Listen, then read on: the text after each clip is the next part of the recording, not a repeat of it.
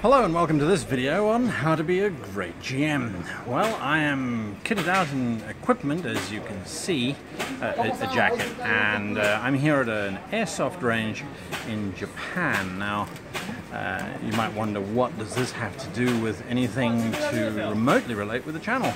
Well, to be quite honest with you, all it has to do is to relate with experience. The terror of running around being shot at by all of these different weapons and things.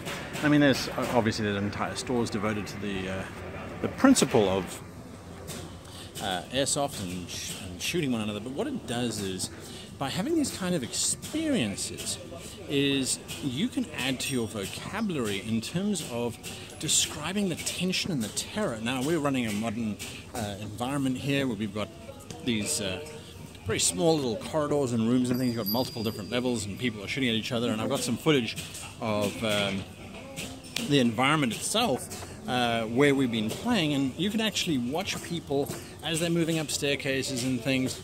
I'm going to try and see if I can walk over there. So the whole idea is that by going out and experiencing this kind of stuff, not only are you taking your physical activity to a new level, as you can see, it's still hot here in Japan. They're the screens behind me that show the different corridors and things. They're busy burning out now because the camera's trying to focus on me, of course. But the whole idea of coming to a place like this is experience the terror, experience the trauma of real-world combat, where, and I know it's not completely real because the bullets won't kill you, they're just going to sting like pain in the ass, right? But the idea is that by having these kind of experiences, your descriptions become that much more visceral for the players. Now, the whole idea here is just small rounds where you're running around, you're shooting each other, and it's in a safe and friendly environment. If I was really running around being shot at with real bullets, I can guarantee you I would be moving a lot more cautiously. And this is the point that I'm trying to get to in this video, is that you should encourage your players who often don't necessarily have a sense of perhaps mortality, because it's a pen and paper character. So we rely far too often on a roll, make a perception check, make an observation check, give me an investigation check, whatever the mechanic is that your system uses. Often we are just getting the players to dismissively roll that, and you say, oh, you walk down a dark corridor. You can really ramp it up by describing things like, you take a step down the corridor, just behind that door, you can hear movement. You're not sure if it's behind that door or if it's behind that door. Both doors are slightly ajar. Which one do you go down? Who's going first? Now, often the tank will go first, and the tank just runs in there and he tries to get shot at. And what we rely on is we rely on the armor class to protect us. Now, something that firearms did when they came into existence was they very quickly equalized the playing field. No longer did a sword versus a sword take place. Now it's literally me pointing and clicking and shooting. And you can hear the airsoft guns going off behind me just as they're discharging and that kind of thing. So it's not even with the pellets flying. Now, it's quite a noise, right?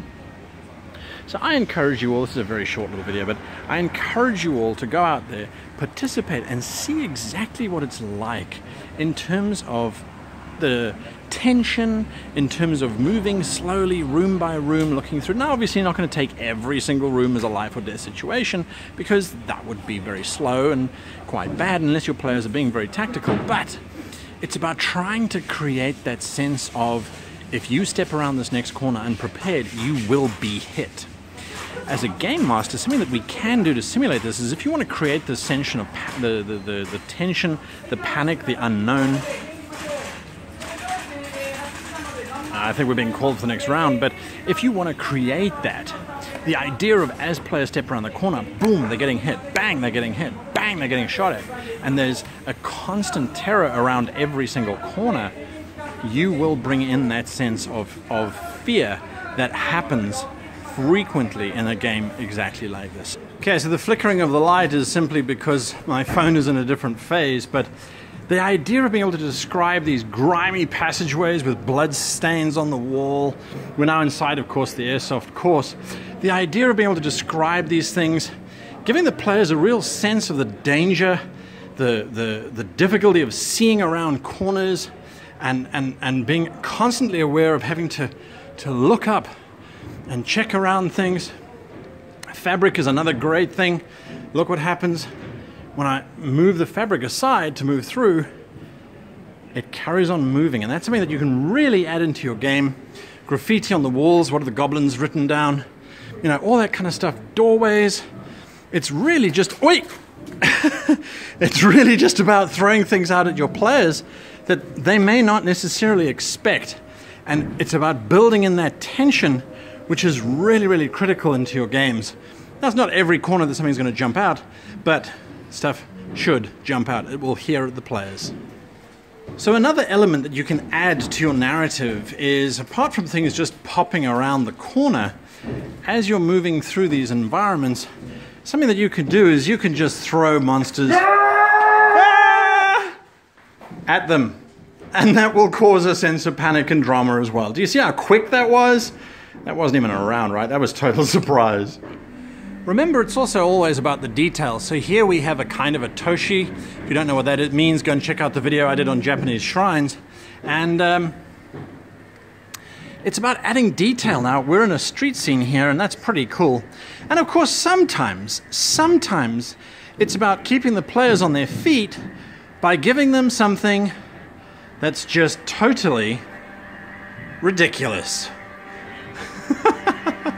So if you haven't played Airsoft, it's a little bit less painful than paintball, except at close range, where, of course, when you get hit, it hurts. But that's life, right? So, very short little thought on how you can use real-world experiences, and that's what we're all about, in such an environment like this to create an even more tense situation. And let me tell you, these guys here, they take their airsofting very seriously. It's a lot of fun, and I thank some of the followers of the channel who invited me out here today at Kowloon Airsoft Range, which is an indoor facility. It's great. I'll see if I can get some footage of the inside of it, but it's quite dark and very, very terrifying. So if you haven't experienced it, go and experience it. It's well worth whatever. You've got to have an airsoft field somewhere nearby. Just go do it.